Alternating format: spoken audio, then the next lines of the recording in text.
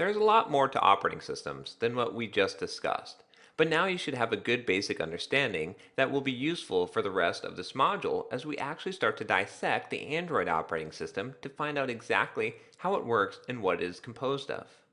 In the next section, we're going to look a little deeper and talk about each part of the Android OS. Android is actually an operating system built on the core of another popular operating system, Linux. Don't worry if this part of the course seems a little bit too technical. You don't need to understand most of these concepts in order to build an Android application. This is just some useful, interesting knowledge about how everything works. So hold on to your seat because we are going to dive right into the Android OS. Here's a big picture of how the Android operating system is broken down. We'll be looking at each of these sections here in a little more detail in a few minutes. But before we do that, I want to explain to you the basic overview of what we are looking at.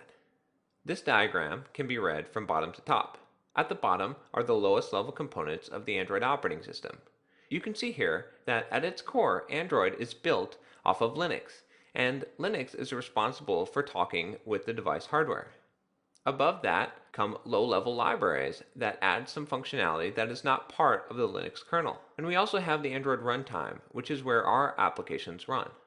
On top of the Android runtime and the libraries, because it uses both, is the application framework, which is all the libraries we use as Android developers to write our applications.